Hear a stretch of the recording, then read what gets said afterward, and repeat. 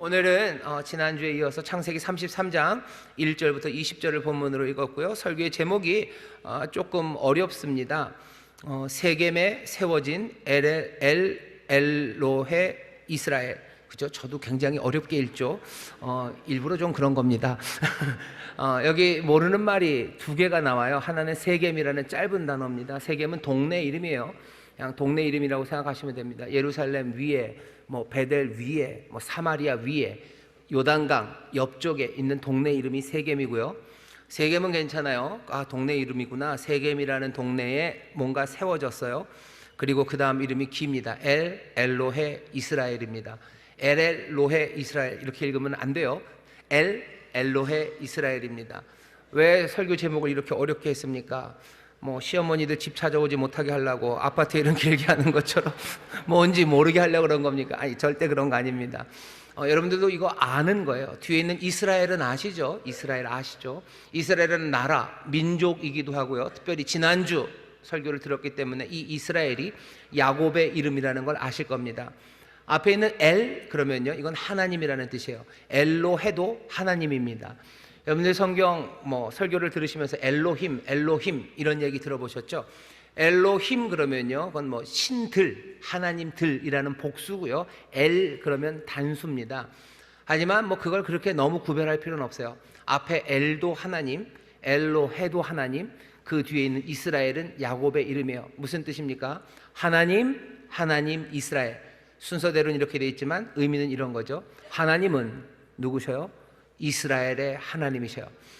다 반대로 하면요, 이스라엘의 하나님, 그러니 야곱의 하나님이 하나님이셔요. 이걸 누가 말한 거예요? 야곱이 말한 겁니다. 야곱은 뭐라고 말해요? 엘로헤 이스라엘. 이스라엘의 하나님이 참 하나님이에요. 나의 하나님이 참 하나님이에요. 이스라엘의 하나님을 이 이스라엘 야곱은 지난주에 야복강에서 만났습니다. 이 이스라엘의 하나님은 어떤 하나님이십니까? 찾아오시는 하나님이셔요. 사람들은 하나님이 어떤 분일까 궁금해합니다. 이상한 변덕이 많은 하나님, 아니면 폭력적인 하나님, 온갖 종류로 하나님을 생각하고요. 그 하나님을 생각하면서 세상을 이해하려고 하고요. 그 하나님을 생각하면서 인생을 이해하려고 해요. 하나님은 그냥 폭군이에요. 하나님은 제멋대로 해요. 그러니 내 인생도 그냥 아무렇게나 될 거예요. 하나님은 그렇게 제멋대로인 하나님이니 세상이 제멋대로인 거예요. 그러니 내 삶도 제멋대로인 거예요. 근데 야곱은 뭐라고 고백합니까? 아니, 하나님은 다른 하나님이 아니에요. 이스라엘의 하나님, 엘로헤 이스라엘이 하나님이죠. 야곱은 하나님을 어떻게 만났습니까? 어떻게 알아요? 야곱이 아는 하나님은요, 지난주 말씀대로 야복강 나루에 혼자 앉아있는 나를 그냥 지나치지 않으시고 찾아오시는 하나님이에요. 하나님은 그런 하나님이에요. 여러분들이 신에 대해서 어떻게 생각하시는지 모르겠지만 야곱의 고백을 들으세요. 하나님은 이스라엘 하나님, 나를 만나러 오셨던 하나님이에요. 그 하나님은 어떤 하나님이에요? 자비하신 하나님이에요. 나를 함부로 대하지 않으셔요. 나를 그냥 짓밟아 버리는 하나님이에요. 하나님은 사람을 짓밟으십니까? 아니요. 엘로헤 이스라엘은 밤이 새도록 그 능력을 약화시키고 약해하시면서 나를 붙잡고 씨름하시는 하나님이셔요. 나에게 오실 때 찾아오시는 하나님은 나에게 자비로 오시는 하나님이셔요. 나에게 자비로 오시고 나에게 복 주시기를 원하시는 하나님이셔요. 원하실 뿐만 아니라 정말로 나를 축복하시는 하나님이셔요. 어떻게 축복하셔요? 나를 향해서 내 백성이다, 너 내 아들이다 라고 말씀하시는 하나님이셔요. 내가 하나님의 자녀가 될, 그리고 하나님의 백성이 될 아무 자격도 없습니다. 한 것 없습니다. 하지만 이스라엘의 하나님, 엘로헤 이스라엘은 정말로 별것 아니고 지렁이 같은 그 야곱을 사랑하시고 부르시는 하나님이셔요. 나를 사랑하시고 나를 자녀 삼으시려고 하나님은 모든 것이라도 버리실 수 있는 분이에요. 어떤 것도 아끼지 않는 하나님입니다.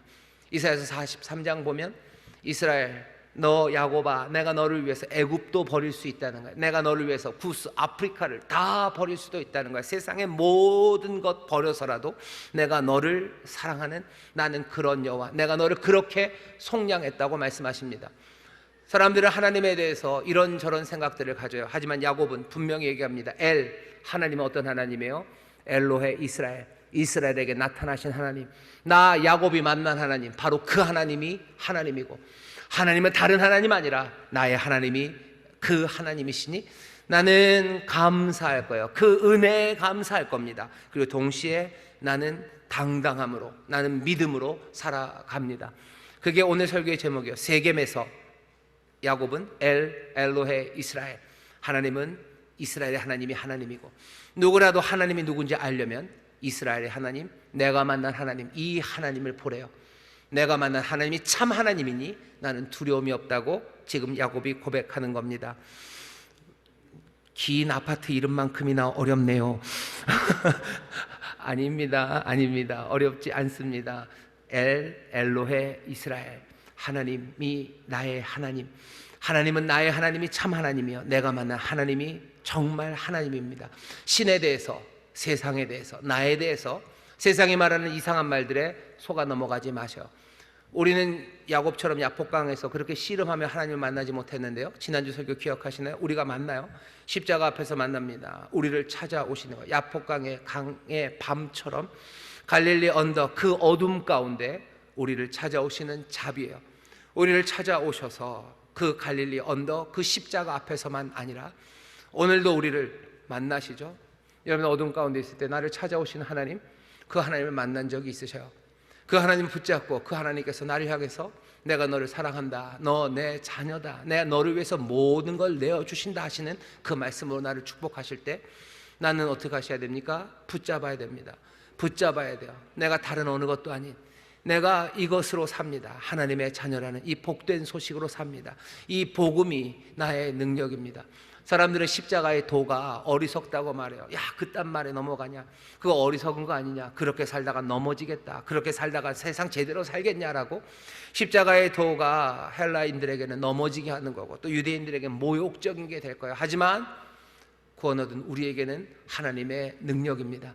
그 십자가의 도, 하나님의 자녀라는 그 복된 소식을 마음에 품었을 때 갖게 되는 그 당당함과 은혜에 대한 확신으로 세상을 승리하며 나가시기를 주의 이름으로 축원합니다. 우리도 야곱 같은 사람이요, 그러니 하나님의 얼굴을 보고, 브니엘 그 얼굴을 보고 밝은 아침을 향하여 저는 다리로라도, 여전히 연약하고 부족하고 깨진 것 있고 가난해도 우리는 앞으로 나갑니다. 자, 어디를 향해 나가나 보셔요. 오늘은 화해에 관한 이야기입니다. 하모니, 뭐죠? 하모니를 만드는 이야기예요. 성경을 보면 형제들이 맨날 싸웁니다. 창세기 처음 시작에 가인과 아벨이 싸워요. 이 싸움은 굉장히 일방적입니다. 그냥 가인이 단박에 아벨을 쳐서 죽였어요. 그냥 원사이드 게임이죠. 그래도 그 안에는 뭐가 있냐, 갈등이 있는 거예요. 그 다음에 또 나타나는 이야기는요, 이스마엘과 이삭입니다. 아브라함이 아이를 낳았어요. 둘을 낳습니다. 이스마엘과 이삭. 얘네들도 뭐 서로 치고받고 싸우지는 않아요. 하지만 이 신분의 격차라는 게 그냥 갈등을 만들어냅니다. 그리고 결국 어떻게 돼요? 이스마엘이 광야로 쫓겨나가는 그 아픔이 있어요. 여기 이삭이 아들을 낳아요. 에서와 야곱을 낳습니다. 둘은 싸워요. 야곱이 아들들을 낳습니다. 요셉과 다른 아들들이, 또 형제들이 싸웁니다. 계속해서 싸워요. 결국 그럼 인생은 싸우는 건가? 성경에 맨 형제들 싸우는 이야기만 있네. 아니요, 성경에 형제들이 싸우는 이야기만 있지는 않습니다. 적어도 오늘 아름답게 화해하는 이야기가 나와요. 원로 목사님 좋아하셨던 시편 133편 1절 말씀, 형제가 연합하여 통고함이, 형제가 하모니하여 함께 하는 것이 어찌 그리 선하고 아름다운고. 여기 선하고 아름다운 일이 시작이 됩니다. 둘이 많이 싸웠죠. 지난주에 있으니까 그 얘기 이제 그만하죠. 싸웠어요. 이제 야곱이 일어납니다. 형이 400명을 데리고 와요. 오늘 본문 시작이 이렇게 되는 겁니다. 야곱이 눈을 들어보니 에서가 400인을 거느리고 오는지라. 그 자식들을 나누어 레아와 라헬과 두 여종에게 맡기고, 형이 옵니다. 어쩔 줄 몰라서 지난밤에는 야복강 나루에 그러고 앉아 있었어요. 도망가야 되나 어찌해야 되나, 인생의 그 슬픔 가운데 앉아 있었는데 주님 붙잡고 주의 복된 소식, 복음을 들었죠. 내가 하나님의 자녀요, 하나님이 나를 사랑하셔요. 그렇다면 내 모든 인생의 복은 주께 있어요. 그러니 내가 형에게 맞아 죽더라도, 내가 형에게 모든 것들을 다 빼앗겨도 나는 주님으로 충분해요. 그 믿음에 이 야곱은 앞으로 나갑니다. 전에는 모든 것들을 앞에다 밀어놨어요. 근데 이제는 아니에요. 여전히 똘똘하게 합니다. 여종과 그 아이들이 앞에, 그 다음이 조금 안 예쁜 레아와 그 아들, 그 다음에는 자기가 제일 좋아하는 라헬과 그 아들 요셉은 순서대로 이렇게 나요. 혹시 만약의 사태에 대비하는 거죠. 전에는 야복강에서 주님 만나기 전에는 이 사람들 뒤에 자기가 있었습니다. 하지만 이제는 아니에요. 야곱이 그 앞에 섭니다.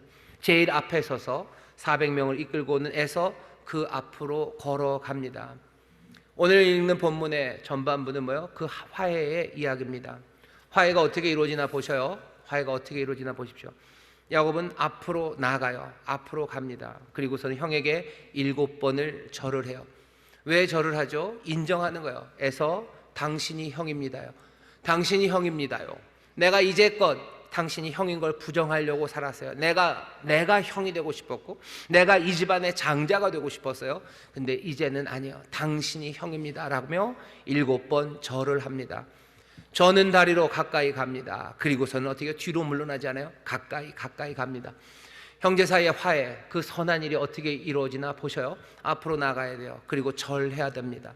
그 다음에 형은 어떻게 하죠? 형은 그렇게 절하며 다가오는 동생에게 달려갑니다. 3절부터 제가 읽어보겠습니다. 자기는 그들 앞에서 나아가되 몸을 7번 땅에 굽히며 그 형 에서에게 가까이 하니 에서가 달려와서 그를 맞아서 안고 목을 어긋 맡기고 그와 입 맞추고 피차우니라. 에서는 달려와요. 그리고 끌어안습니다. 끌어안는데 더 가깝게 안고 싶은 거예요. 그러니 목을 어긋 맞춰야 돼요. 이 목이 같이 똑같은 쪽으로 계속 가면 안 됩니다. 어긋나야 돼요. 그래야 입 맞추기가 쉽습니다. 뽀뽀 해보신 분들은 압니다. 어긋 맞춰요. 그리고 입 맞춥니다. 그리고 어떻게 해요? 웁니다. 여기에 무슨 말이 필요합니까? 말이 필요 없습니다. 갈등하고 분열하고 죽일 듯 했던 형제가 20년 만에 만났어요. 화해는 어떻게 이루어집니까? 아무 말이 필요 없어요. 야곱이 에서에게 하는 말, 에서가 야곱에게 하는 말, 그건 뒤에 나올 뿐이에요. 화해의 자리, 화해의 샘이 터지는데 거기는 말이 필요 없습니다. 우리가 알고 있는 화해의 아름다운 장면이 신약에도 나와요. 누가복음에 나옵니다. 탕자가 집을 떠났어요. 아버지에게 모욕을 주고 갔어요. 모욕감을 주고 갔어요. 재산을 다 가지고 와서 몽땅 다 탕진하고 이제 돌아옵니다. 이 아버지와 이 아들은 원수가 돼야 돼요. 그럴 수밖에 없어요. 모욕감을 던지고 망하게 하고 나갔죠. 그런데 이 아들이 만신창이가 되어서 돌아와요. 나갈 때는 삐까번쩍하게 나갔을 겁니다. 하지만 들어올 때는 누구도, 그 동네 사람들 아무도 알아볼 수 없을 만큼 초라한 몰골이 되어 와요. 하지만 누구는 알아봐요? 아버지는 알아봅니다. 성경에 상거가 멀대요. 서로의 거리가 멉니다. 그래도 아버지는 알아요. 그리고 뭐하죠? 달려갑니다. 아들은 오기 전에 대사를 연습했었어요. 할 말을 준비했죠. 멋진 말입니다. 내가 하늘과 아버지께 죄를 얻었어요. 내가 하나님께 죄 짓고 아버지께 죄를 지었으니 이제 내가 아버지의 아들이라고 일컬음을 받지 못해요. 나를 아들이라고 여기지 마시고 종들 중에 하나로 여겨주시면 그걸면 됩니다. 내가 그 말 하겠다고 오면서 계속 대사 연습하고 갈고 닦으면서 와요. 하지만 아버지는 그 먼 거리를 달려와서 그냥 와락 끌어안아 버립니다. 아들은 뭔가 준비한 말을 합니다. 하지만 아버지는 그 말에 대해서 대답하지 않아요. 그냥 끌어안아요. 끌어안고 입 맞춥니다. 화해의 샘이 터져 나가는 거예요. 하나님께서 우리를 향하여 정말로 화해의 몸짓을 하시기 위해서요, 우리와 화목을 만드시는 그 화목제가 드려지는 자리에서 하나님은 아무 말씀이 없으십니다. 아무 말씀 없으셔요. 아들도 별말 없어요. 내가 이렇게 돼서 모든 죄를 어떻게 했으니 그렇게 얘기하지 않아요. 그냥 이 삶을 받으시라고, 내 영혼 아버지께 부탁한다고, 내가 그냥 다 이루었다고, 이제 그 일 하시라고. 십자가 그 어둠 가운데는 침묵에 화해하는 자리는 그런 자리입니다. 이 일이 잘 이루어지지를 않죠. 이 일이 잘 이루어지질 않아요.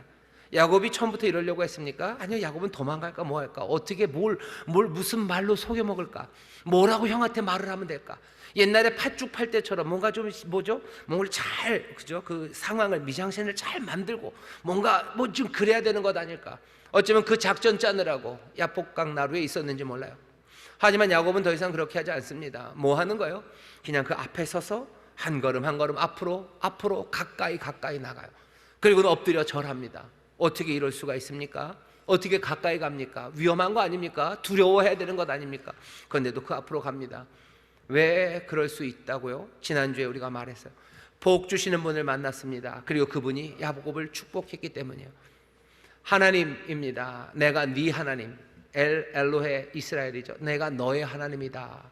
너 내 백성이고 너 내 자녀다.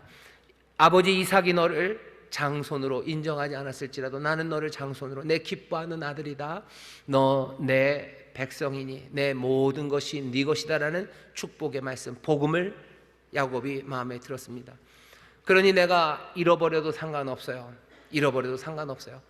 내가 형한테 얻어맞아도 상관없어요. 형이 나를 어쩌면 죽여도 상관없어요. 왜? 내 삶은 누구에게? 하나님, 내 아버지께 있기 때문이에요. 형이 내 모든 것들을 다 뺏어가도 상관없어요. 왜? 주께서 하나님이 내 아버지시니 아버지께서 나를 또 채우실 거고 아버지께서 더 좋은 것으로 내 삶을 인도하실 것을 야곱은 믿기 때문입니다. 그러니 가까이 그 위험한 상황으로 가는 겁니다. 엎드려서 인정할 수 있어요. 형입니다 라고 인정할 수 있어요. 사람들은 인정 못합니다. 왜 인정 못해요? 내가 잘못했다는 거 인정하고 내가 못났다는 거 인정하면 그때부터 짓밟힐 거라고 생각하는 거예요. 그러니 끝까지 버텨야 돼요. 네가 나보다 더 낫다고, 네 말이 맞다고 인정 못합니다. 왜? 네 말이 맞다고 하는 순간 나는 모르는 게 되는 거고요, 몰랐던 내가 책임져야 되는 거예요. 그러니 엎드려 절하지 못해요. 그러니 끝까지 바득바득 우겨야 되는 겁니다. 온갖 말들이 난무하는 거예요. 화해의 자리에는요 말이 필요 없어요. 가서 인정하고 엎드리면 됩니다. 가까이 가면 되는데 사람들은 그걸 못해요. 누가 할 수 있습니까? 복음을 마음에 품은 사람들이 할 수 있어요. 복음을 마음에 품은 사람들이 할 수 있습니다. 지금 6.25가 발발한 지 73년, 전쟁이 멈춘 지가 거의 70년이 되어가는데도 여전히 이 아픔이 끝나지 않아요. 여전히 화해가 안 됩니다. 왜 안 돼요? 가까이 못 가는 거예요. 가까이 갔다가는 큰일 날 것 같고 엎드리지 못합니다. 못 엎드려요. 인정하지 못합니다. 북한 잘못했다고 말 못해요. 남한 우리 잘못했다고 말하지 못해요. 왜? 잘못했다고 말하는 순간 그때부터는 이 일이 잘못 돌아갈 것 같은 거예요.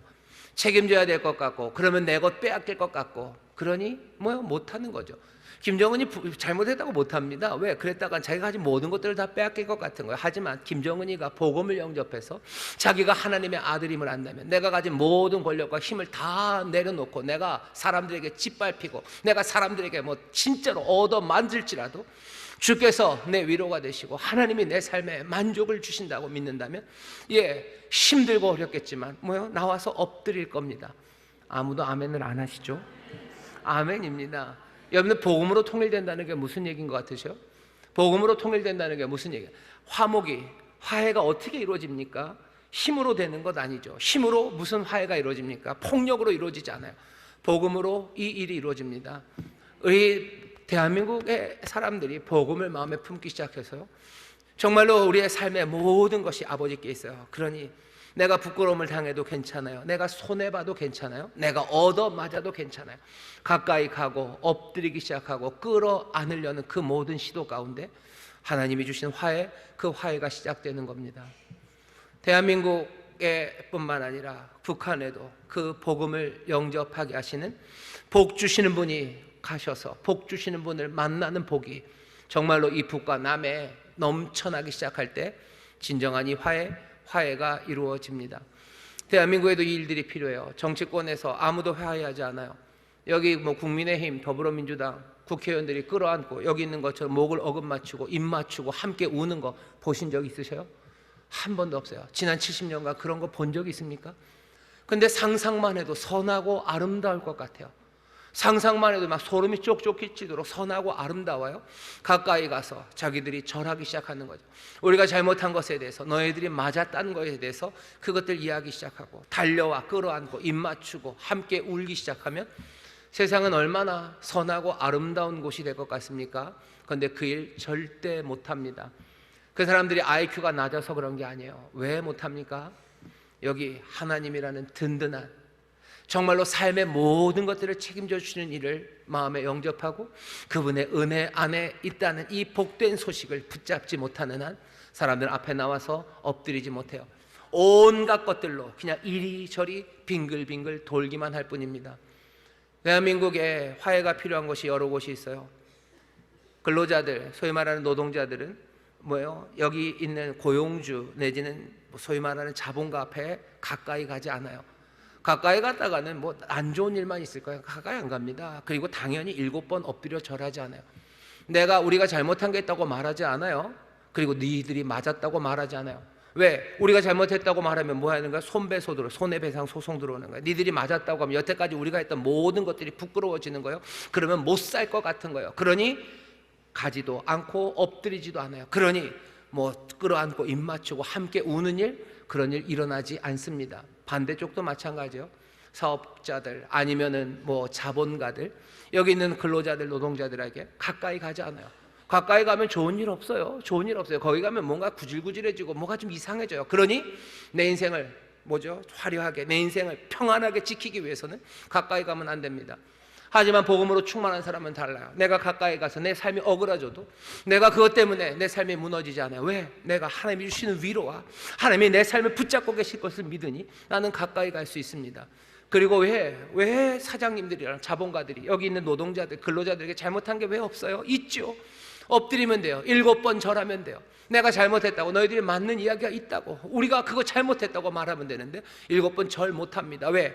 우리가 잘못했다고 말하는 순간 이제껏 했던 내 말들이 몽땅 다 이상한 말이 되고요, 내 삶의 정체성이 무너지는 것 같아요. 예수 믿는 사람들, 복음을 가진 사람들은 내 삶의 정체성이 무슨 돈 많은 자본가, 똘똘한 자본가가 아니에요. 우리는 뭐죠? 하나님의 자녀로 살아가는 것, 그것으로 충분합니다. 내가 무슨 돈 많은 자본가가 되는 게 내 인생의 뭐죠? 정체성이 아니고, 무슨 강철 연대로 무슨 연대를 하고 있는 노동자가 내 삶의 정체성이 아니에요. 내가 하나님의 자녀라는 것이 내 삶의 유일하고 분명한 정체성이 되면, 여기 있는 이 사장님은요, 잘못한 거 있으면 나와서 가까이 가서 내가 잘못했다고, 니들이 말이 맞다고 말할 수 있습니다. 그래야 가능성이 열려요. 둘이 서로 목을 어금 맞추고 입 맞추며 함께 울 수 있는 시간이 열리는 겁니다. 문제는 양쪽이 그랬으면 좋겠는데, 내가 다가오면 여기서도 달려오면 좋겠는데, 그게 안 될 것 같은 거예요. 그게 안 될 것 같죠? 그러니 못 갑니다. 내가 가까이 복음을 붙잡고 하나님의 자녀답게 가서 내가 잘못했다고 말하고 끌어안으려고 하는데, 상대방은 내 뺨을 치고, 아니면 내 절하는 나를 바리로 짓밟고 침뱉고 놀리고 자기가 이겼다고 말합니다. 그러면 어떡합니까? 그러면 어떻게 해야 됩니까? 그 일 때문에 못 가는 거죠. 답은 있어요. 그렇게 모욕할지라도 나는 하나님의 자녀예요. 나는 하나님의 자녀예요. 내가 하나님의 자녀니 나는 하나님이 나에게 위로를 주실 것을 믿어요. 하나님의 능력으로 나는 또 사랑할 걸 믿어요. 여러분들 성령 안에서 우리에게 주신, 성령이 주신 은사 중에 가장 귀한 은사는 사랑입니다. 사랑은 뭐예요? 오래 참는 거예요. 모든 것들을 바라는 거예요. 무례하지 않아요. 불의를 기뻐하지 않아요. 진리와 함께 기뻐하며 모든 것들을 바라며 모든 것들을 견디며 그 길을 걸어갑니다. 결국은 어떻게 합니까? 하나님께서 화목을 이루실 것을 믿어요. 십자가, 그 화목의 일이 어떻게 이루어져요? 주께서 십자가로 가실 때 그 갈보리 언덕 그 위를 그냥 단걸음에 걸어가셨어요? 콤파스가 너무너무 길으셔서 그냥 그 언덕 한 번에 올라가시나요? 아니, 몇 걸음이나 올라가셨을까? 모르겠습니다. 500걸음? 아니면 뭐 700걸음? 200 몇십 걸음? 그 화목을 위해서 몇 걸음을 걸으셨을 것 같아요? 찬송 있죠? 걸음마다, 자욱마다 다 피예요. 다 땀이에요. 우리가 화목을 위해서 살아간 하나님의 자녀들, 우리도 한 걸음에 단번에 그 화목이 이루어지면 얼마나 좋겠습니까? 하지만 우리는 알아요. 예수님, 화목을 이루시는 그분, 하나님의 정말로 참된 아들이 정말로 가까이 다가오시고 그렇게 엎드리시고 또 그렇게 가까이 다가오는 그 발걸음을 세상이 침뱉고 모욕하고 때리고 온갖 말들로 거스려 말했을지라도 주께서는 그 화목의 일을 한 걸음 한 걸음 그 갈보리 언덕을 오르셨어요. 우리의 삶도 그럴 겁니다. 대한민국의 통일이 복음으로 통일될 거예요. 아까 그림은 멋지죠? 복음을 영접한 사람들, 그 사람들이 정말로 주님만을 의지하기 때문에 두려움 없이 가까이 나와서 서로가 자기의 잘못들을 말하고 네가 옳은 것에서 옳다고 말하기 시작하고 끌어안을 때, 그때 함께 눈물의 샘이 터지며 화목이 이루어질 텐데, 이 아름다운 프로젝트가 그렇게 끝까지 늘 낭만적이지 않은 이유는 우리가 알고 있는 십자가, 그 갈보리 언덕의 길, 그 길을 우리에게 보여주시기 때문이에요. 그런데 오늘은 왜 이렇습니까? 오늘 왜 이렇게 단박에 됐습니까? 단박에 된다는 것도 여러분들이 보셔야 돼요. 이루어진다라는 거 보셔야 돼요. 그 길이 험해도 분명히 이루어집니다. 이 꿈도 없는 사람들은요, 갈 길을 모르는 거예요. 화해, 그런 건 이루어질 수 없다고. 우리의 삶에 형제가 연합하여 동거하는 선한 일들, 그 일들은 이루어질 수 없다고 아예 생각하는 사람들, 그 사람들에게 보여주는 거. 아니, 여기 화해의 일이 있다. 오래 20년을 싸웠던 사람들이 여기 이렇게 화해한다. 뭘로? 하나님 만나서 축복된 말, 하나님의 복을 받은 사람들, 그 사람들 안에서 이 화해가 이루어진다는 거, 이거 보여주시는 겁니다. 오늘 여러분들 이 놀라운 아름다움을 붙잡으시고 정말로 하나님의 복음으로 충만해진 사람들, 화해를 위하여 달려나가시기를 주의 이름으로 축원합니다. 예수님도 그러셨어요. 화평케 하는 자가 복이 있습니다. 그 사람들이 하나님의 아들이라 일컬음을 받을 거예요. 이 말씀은 거꾸로 읽으셔야 돼요. 너네가 화목한 일, 화평을 잘 만들어 와. 그러면 하나님의 아들이라고 해줄 게가 아니에요. 반대로 읽으셔야 돼요. 누가? 오직 하나님의 자녀들이 화평을 만들 수 있습니다. 하나님의 자녀라는 그 복된 소식을 붙잡아 삶이 정말로 주 안에서 하나님의 자녀의 풍성함, 그 든든함, 그 믿음에 선 사람들이, 그 사람들이 화평을 만들어낼 수 있는 거예요. 하나님의 자녀가 다가갈 수 있습니다. 하나님의 자녀가 엎드릴 수 있습니다. 하나님의 자녀가 더 가까이 갈 수 있고, 그 화목의 일이 단번에 한 걸음에 이루어지지 않아도 사랑 안에서 계속 할 수 있는 건 하나님의 자녀이기 때문입니다. 하나님의 자녀가 된 우리들에게 화목케 하는 일을 맡겨주셨다고 하셨어요. 여러분들 이 귀한 꿈들을 놓치지 마세요. 여러분들 가정에서 화목이 이루어질 줄 믿습니다. 여러분들 직장에서 화목이 이루어질 줄 믿습니다. 이 나라, 이 민족, 남과 북의 화목이, 아름다운 하모니가 이루어질 줄 믿습니다. 복음으로 이루어질 줄 믿습니다. 하나님의 자녀를 통하여 이루어질 줄 믿습니다. 여기까지는 참 좋아요. 여기서 딱 끝나면 참 좋습니다. 그런데 모두가 좋은데 성경 본문이 안 끝났어요. 그래서 좀 더 할 겁니다. 이게 이렇게 되면 얼마나 좋습니까? 근데 여기서 끝이 아니에요. 형아가 얘기하죠. 에서가 자 이제 가자. 동생아 가자 얘기하는데 동생은 안 갑니다. 12절에 에서가 가로되 우리가 떠나가자. 내가 너의 앞잡이가 되리라. 내가 너 앞에서 가겠다 라고 얘기해요. 야곱이 그에게 이르되 내 주도 아시거니와 자식들은 유약하고 내게 있는 양떼와 소가 새끼를 데렸은즉 하루만 과히 몰면 모든 떼가 죽으리니 청컨대 내 주는 종보다 앞서가소서. 나는 앞에 가는 짐승과 자식의 행보대로 천천히 인도하여 세일로 가서 내 주께 나아가리다. 형이 살고 있는 세일산, 형은 가셔요. 세일산으로 가셔요. 내가 천천히 뒤따라 갈게요. 뭐 하는 거야? 거짓말하는 겁니다. 거짓말하는 거예요. 뒤따라 안 갑니다. 뒤따라 가다가 지쳐서 딴 데로 샌 게 아니에요. 처음서부터 야곱은 세일산으로 가자는 말에 싫은 거예요. 야곱에게 그래 그럼 내가 몇 명으로 남아서 너희들 지키게 해줄게. 아니 그것도 필요 없다고, 그런 은혜를 베푸실 필요 없다고 하면서 보냅니다. 왜 그런 거죠? 야곱 안에 여전히 거짓의 영이 남아있어서 비슷합니다. 아마 거짓말하는 게 야곱은 굉장히 편한 사람이에요. 불쑥불쑥 나옵니다. 그건 야곱의 재능이고, 도대체 야곱은 왜 이런 겁니까? 복음을 마음에 품은 거 아닙니까? 하나님의 자녀 아닙니까? 하나님의 자녀, 정말로 그 은혜로우신 하나님이 내 하나님이다 라고 야곱은 붙잡았는데, 이 길을 떠나지 않는 이유는 오늘 본문 뒤에 보면 세겜으로 가고 싶어서요.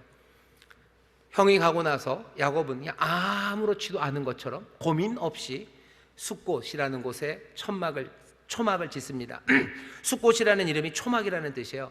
거기서 뭐 하는 거예요? 자기를 위해서 집을 지었대요. 그리고 자기 짐승들을 위하여 막들을 지었어요. 그래서 거기 이름이 숫곳입니다. 초막을 지었어요. 여기는 어디입니까? 장소는 세겜성 앞입니다. 세겜이라는 큰 도시 앞에 거기에다가 천막을 지어요. 형을 무서워해서요. 형이 혹시라도 자기를 어떻게 할까봐. 그랬으면 북쪽으로 도망가야 돼요. 도망가야 되죠. 산골로 숨어야 되죠. 야곱은 산골로 숨지 않아요. 형에게서 더 멀리 가지도 않아요. 그냥 딱 어디? 세겜으로 갑니다. 세겜 앞에 자리를 잡아요. 세겜 앞에 자리를 잡는다는 것은 형이 있는 세일산으로 가는 게 자기에게 유리하지 않아요. 세일산은 양떼 기르고 여기 목축해서 먹고 살기 쉽지 않습니다. 물론 양떼 몇 마리는 기를 수도 있어요. 하지만 야곱처럼 그렇게 거대한 양떼를 그렇게 기업적인 목축을 하려면 세일산은 안 돼요. 세겜성 앞에 그 초지 그리로 가야 합니다. 아브라함과 롯이 서로 종들이 다퉈요. 그때 아브라함이 너 롯 고르라고 그러죠. 롯이 어디로 갑니까? 요단들이 비옥해요. 아직 하나님이 소돔을 멸하시기 전이니 거기는 뭐 아주 천국 같아요. 에덴 같아요. 먹을 것 많고 너무너무 좋아요. 그러니 롯은 그리로 갑니다. 아브라함은 어디로 가요? 헤브론으로 가요. 헤브론, 상수리 나무 숲속, 어쩌면 산속, 숲속, 뭐죠? 뽕나무는 아니겠네요. 떡갈나무 숲 있는 데로 갑니다. 그리고 거기서 제단을 쌓아요. 여기 지금 야곱이 하는 일은 뭡니까? 롯이 했던 곳과 비슷해요. 비옥한 땅, 세겜 성 앞, 그리로 가고 싶은 거예요. 그러니 세일산 안 갑니다. 형 따라갈 일 없어요. 아버지 따라서, 아버지 찾아서 브에세바 저 남쪽으로 내려갈 일 없어요. 그냥 여기가 좋아요. 여기가 편해요. 그리고 여기가 내가 부요하게 될 수 있는 곳이에요. 그러니 세겜에 머무는 겁니다. 그게 뭐가 그렇게 큰 문제입니까? 문제입니다.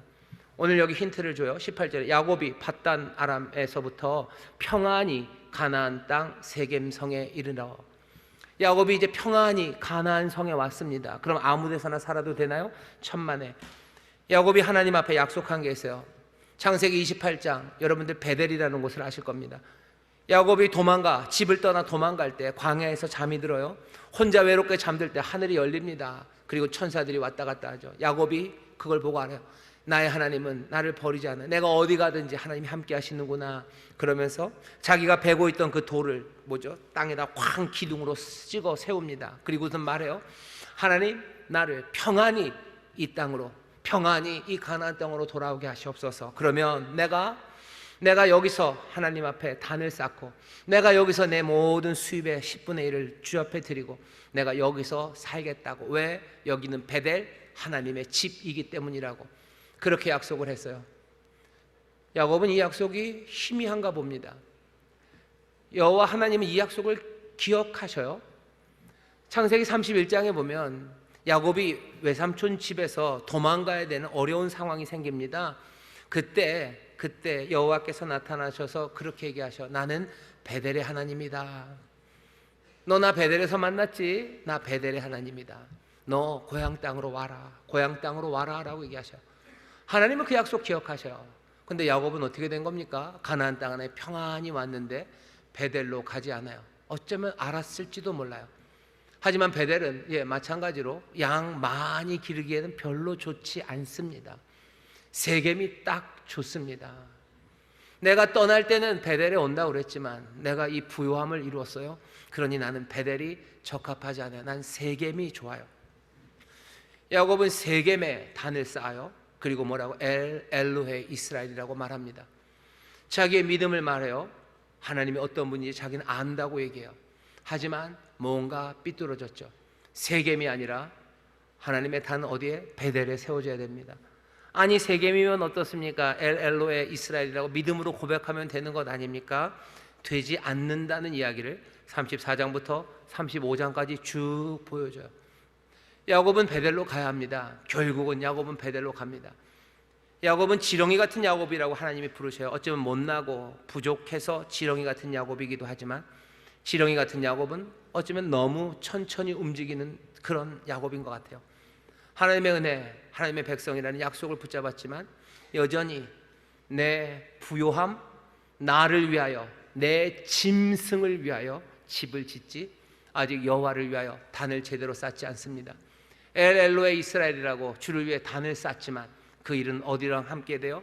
내가 나를 위해 집을 짓고 내 짐승을 위해 집을 짓는 그곳이에요. 하나님이 그거 바라지 않는 거예요. 베델로 오라고, 베델로 오라고. 여호와의 집입니다. 하나님의 집으로 오라고. 거기서 살랍니다. 거기에서 살자고 우리를 부르셔요. 거기서 엘로헤 이스라엘을 노래하면 돼요. 뭐가 다릅니까? 베델이나 세겜이나. 여호와의 집에서 산다는 건 도대체 그럼 무슨 의미입니까? 여러분들 세겜을 잘 보셔요. 아까 그 말이 그냥 힌트입니다. 자기를 위하여, 짐승을 위하여 살아가는 거예요. 여호와의 집 베델에서 산다는 건 더 이상 나를 위해서, 내 짐승을 위해서 살지 않습니다. 나는 베델 여호와의 집에서 주님을 위하여 삽니다. 주님을 위하여 사는 삶은 어떤 삶입니까? 제가 여러분들에게 드리는 힌트 하나는 시편 23편입니다. 쭉 나면 내가 여호와의 집에 영원히 거한대죠. 시편 23편을 좀 거꾸로 읽어봤으면 좋겠어요. 내가 여호와의 집에 삽니다. 내가 베델에 삽니다. 베델에 사는 삶은 어떤 삶입니까? 나를 푸른 풀밭, 그리고 초장, 푸른 풀밭, 그리고 쉴만한 물가로 인도하시는 삶이에요. 난 여호와의 집에서 부족함이 없을 겁니다. 난 여호와의 집에서 내 영혼이 소생될 겁니다. 나는 여호와의 집에서 주의 이름을 위하여 나를 의의 길로 인도하시는 그분을 따라 삽니다. 내가 그 길을 따라 사는 가운데 사망의 어두운 음침한 골짜기를 지날지라도 나는 두려움 없이 그 지팡이와 막대기의 안위하심을 받으며 나는 걸어갑니다. 내게 원수가 다가올지라도 나는 두려워하지 않을 것. 주께서 내게 상을 베푸시고 원수 앞에 서 있는 나를 기름을 바르시며 이쁘다고 칭찬하실 거예요. 내 인생의 잔을 넘치게 채우실 거예요. 나는 여호와의 집에서 그렇게 살아갈 겁니다. 여호와의 집에 산다는 걸 여러분들 고정적으로 생각하지 마셔요. 여기 있는 이 사람들은 목축업 하는 사람들입니다. 이 집은 움직여가는 집이에요. 내가 여호와의 집에 살 겁니다. 내가 푸른 초장으로 인도해 가실 거예요. 나를 의의 길로 가시며 내가 가지 못했던 길을 가게 할 겁니다. 나는 그러나 여전히 여호와의 집에 삽니다. 여호와의 집에 사는 게 어디 주소 하나 두고 내가 거기 들어가서 사는 거 아니에요. 내가 여호와의 집에 살기 위해서 세겜 말고 여호와의 집에 가면 내가 늘 교회에서 살라. 아니요, 이 집이 움직인다니까요. 여호와의 집은 움직여요. 이건 목동의 집이에요. 목축업자의 집이에요. 난 여호와의 집에서 움직이며 살 거예요. 하나님이 나를 심으신 곳, 나를 부르신 곳으로 갈 겁니다. 나는 그곳에서 만족하며 살 거예요. 나는 그곳에서 의의 길을 따르며 살 거예요. 나는 그곳에서 영혼의 소생됨을 누리며 살 거예요. 왜? 늘 주와 함께 주를 위하여, 그 이름을 위하여 의의 길을 걸어가기 때문이에요. 그 가운데 필요한 것 채우시고 그 가운데 닥치는 여러 가지 어둠과 원수들 그 앞에서도 나를 도우시고 채우시는 그 삶을 나에게 주셔요. 나는 곳곳마다 가며 뭐라고 노래할 거야? 엘로의 이스라엘. 이스라엘의 하나님이 하나님이셔. 나의 하나님, 나의 주가 참 하나님이라고. 예수 그리스도가 하나님이시고 예수 그리스도 안에서 누리는 이 기쁨과 이 의의 길과 이 놀라운 참된 행복이 정말로 우리에게 주어진 생명이라고 나는 노래하며 엘로의 이스라엘을 부르며 나갈 거예요. 나의 주, 나를 만나신 예수 그리스도, 그분이 참 하나님이라. 그 그리스도 안에서만 참 하나님, 참 행복이 있다고 나는 세겜이 아니라 어디에서요? 나는 베델에서, 여호와의 집에서, 나는 예수 그리스도 안에서 나는 그렇게 살아간다고 고백해야 합니다.